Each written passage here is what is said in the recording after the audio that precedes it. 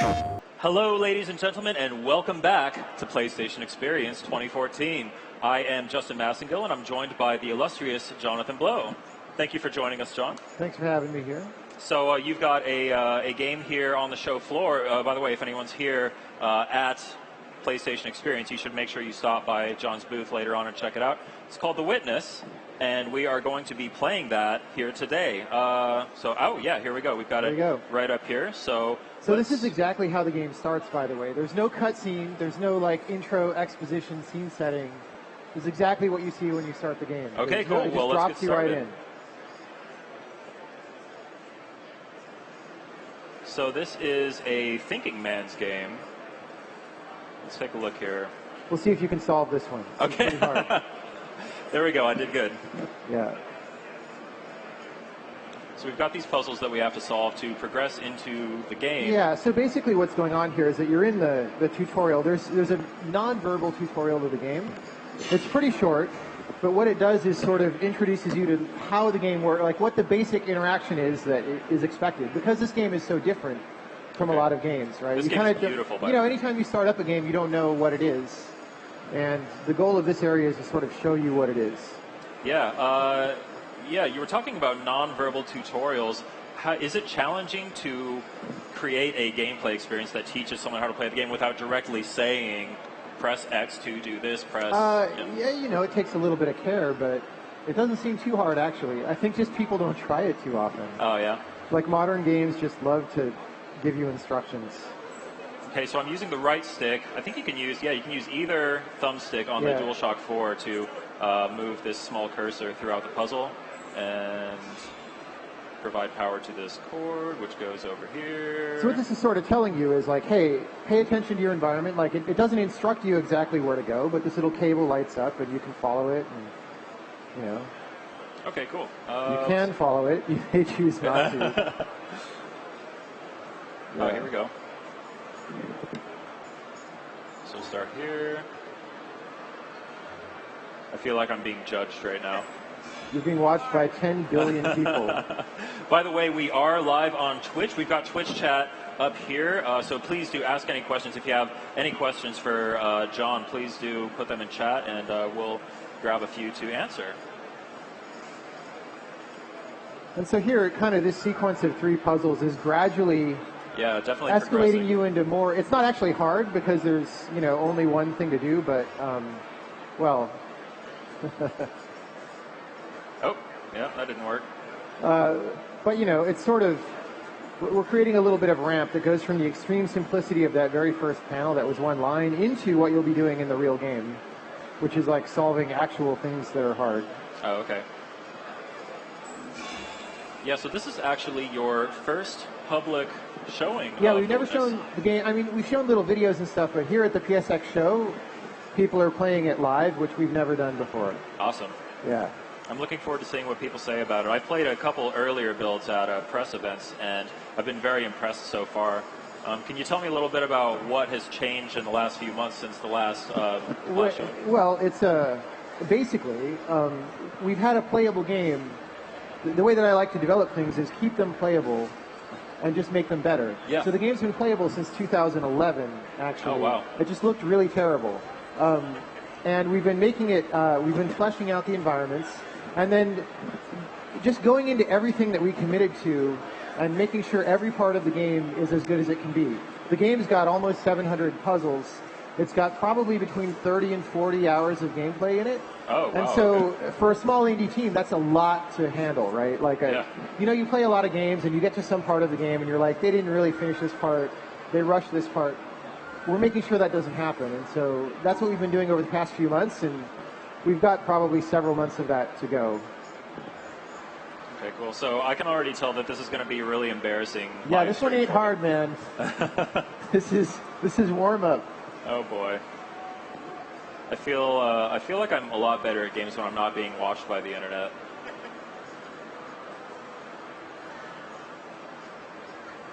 This is terrible. Okay. You can do it, Justin. Let's go. I'm working backwards now. I'm doing it this way. Oh, I see. It's a real brain teaser.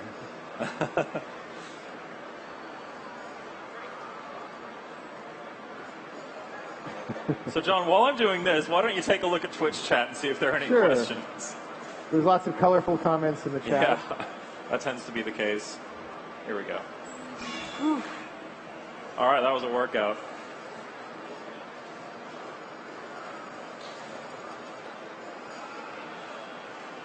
So what you're basically doing here is you're gradually unlocking the door to get out, right? Yeah. You've got 2 of the 3 things open. Yeah, and so once you get the 3rd thing open, you're out of the tutorial and into the main game. Ah, right? okay. And then it gets real. Oh, boy. That's encouraging. Yeah. Okay, here we go. Oh, it goes over the wall. Okay. Wow, the comments are going by so fast. I almost can't read them. What game is this? This is The Witness, Yes. coming to PlayStation 4. From where did I get this nice-looking coat? I don't want to advertise for a clothing manufacturer. I love your coat, by the way. It It's is. great. It's pretty fly. It came from Germany. Here we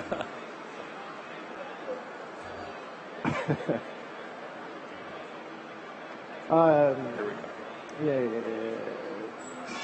All right. Well, Is there a... we did something. You got another one here?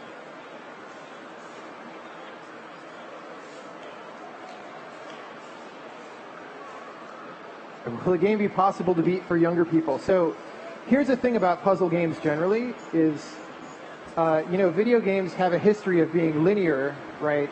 Because they're story-based or whatever. And when you have hard puzzles in there, it tends to stop the game. So if you can't solve the puzzle, you can't go any further, right? So this game is designed to be a lot more nonlinear than that. Yeah. So that you can sort of think of the location of this game as this island with 11 major areas. And you really only, to get to the end game and finish the game, you really only need to get 7 out of those 11 areas solved. And you can visit them in any order. But if you get all 11, then you get something special at the end. So, there's allowance for multiple levels of skill and for different people getting stuck on different kinds of things. Oh yeah, here you go. There we go. Okay. Here you go. That's the first sort of actual kind of puzzle in the game, because the urge is to go to the first little exit there, which is the wrong cable. Oh, I see. Yeah, Smart. so here you go. So if you go left over to the force field there, this is all stuff you did. Yeah, so that'll be unlocked, and you can go do that panel and get out now. Such a cool environmental design choice here too, with the lattice gate over this.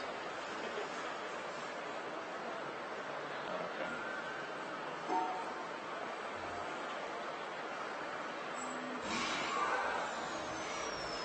I did it. Yay! So now once you get out here, so if you sort of run to the end of this trail, and you go up on those rocks, you can start to see the island out there. This is a full open world, so you can go anywhere. You can walk to that mountain in the distance and go up there. You can go to all those towers and buildings and stuff. So from this point on, the game is completely nonlinear, and you can just go do whatever interests you. Look, those reflections. Beautiful. So, yeah, this game is non-linear, but you still, I think it's really incredible that you managed to still foster a sense of progression in the play. Yeah, there's a lot of hinting about what you might do next, but if you don't want to do that next, right, you're just free to go do somewhere else, you can come back to things that are here, you can, okay. just follow your whim. That works. And I'm using the shoulder buttons to navigate between these different panels. Okay. So my intuition is telling me that I need to keep the black dots separated from the white dots. Yeah, so notice that what's happening here is you're confronted by some panels that have some symbols in them, and you don't really know what they mean, and you just sort of figure it out, right? You start with a very simple scenario, and it builds into something more complex. Okay. And by the time you get to the end of this row, a lot of ideas have been packed into this nonverbal thing. I see.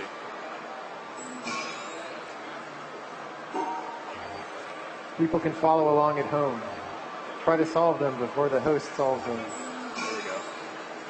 Let's have Twitch tell me which direction to go for each choice. Yeah. Left, right, up. Yeah, Twitch plays The Witness. I wonder how well that would work.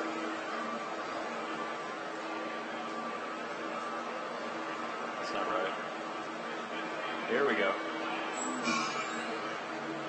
All right, so I'd like to talk about the audio design of the release a little bit. I remember way back when we first announced The Witness, you talked a little bit about putting a lot of effort into the sound design, the sound effects. Yeah, so this game is inspired by older graphic adventures like Myst and those kind of games, and the early games of CD-ROM where you would wander around an environment. And for technological reasons back then, the environment would tend to be empty, like you're alone in this place. Now you don't have technological reasons to be alone, but I like that feeling. Like I'm alone in this space and everything is up to me. And so as an homage to that kind of game, we've built this entire space where you're the only person. And what that means is that there's not a lot of things making noise to entertain you, right? It's a quiet place. There's natural sounds. There's ambiances like echoes inside buildings and stuff, and there's your footsteps. And we have to make this rich sonic tapestry out of that small number of elements that reinforces the feeling of isolation. Yeah. Yeah. There was I remember there being this really beautiful track in the reveal trailer that kind of played over the trailer. This song that, even though I only ever heard it in that trailer, it's been stuck in my head. Like when it's I was a nice song. For this, it just came right back into my head. head. That song is not in the game. We don't have a music track in the game. Well, but it's a great song. Go back and watch it. We may have one song in the game. Oh, interesting. Yes. But for the most part, it's more about the sense of isolation. Yeah.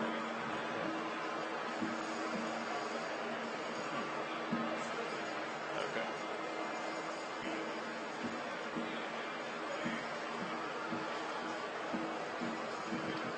Here we go.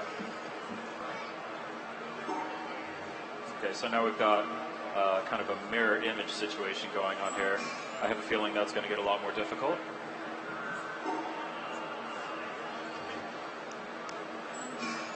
I'm trying to sift questions out of the chat. They just scroll by, man. Someone gave you a Braid shout out, your earlier game. Yeah, my last game is a game called Braid. It's a puzzle platformer. Seemed to be well received. This is a much bigger game than that. You know, Braid had about 70 puzzles, 4 to 5 hours of gameplay. And this one is around 700 puzzles. Wow. It's about 10 times as many as Braid. Some of them are a little easier because we're going for quicker bite-sized things sometimes. And 40 hours, 30 to 40 hours, I think I said earlier. So it's really a much bigger project. You know, a fun side effect of these puzzles is we're creating some really cool abstract art. Yeah. So people are asking, oh, is this all you do? So let me talk about that for a second. So what's happening right now is we're toward the beginning of the game, and we've encountered a couple of ideas that are happening inside this panel interface, right? So the first ones were just like training, like, oh, you understand that panels lead to power cables that can turn on other things in the world. And here we've introduced this idea that, like, oh, there can be a symmetric line that happens, and you have to sort of solve both sides at once. And as you venture through the world, the things that you encounter in these panels start becoming much more complicated and much more subtle and involve paying attention to clues in the world to understand what's happening. So you really can have, what we found in development is that you can have quite a rich breadth of things happening.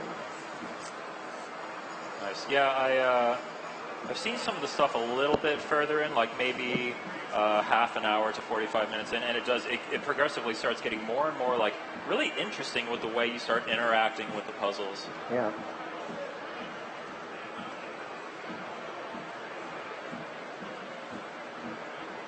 Okay, I think we're getting ready to wrap up our gameplay session here, but John, I wanted to give you one more chance to speak to the audience, and if you have anything you want to say directly. Hello, Cleveland. Hello. I don't know. Play what the do people want to know? Where's your booth at? My booth is over on the side. It's I-43 to 44, if you have the map. Okay, we're pointing like the people. Over there, everybody on Twitch. Okay, so The Witness is coming to PlayStation 4. When are you talking about a release window? You have any idea? Not that late in 2015, hopefully. Well, like I said, it's really a matter of when it's good. Like when we finish the game. Well, we're not releasing on a date, right? Okay. So, well, yeah. Okay. Well, this has been The Witness. I think we're getting ready to close up shop here. Yeah. But thank you so much, John, for joining us. This has been a lot of fun. Yeah. If you're at PlayStation Experience, do stop by and play The Witness. John will be at the booth to hang out and answer questions. Yeah. It's been a fun show. But stay tuned. We'll have more interviews and live gameplay coming up. PlayStation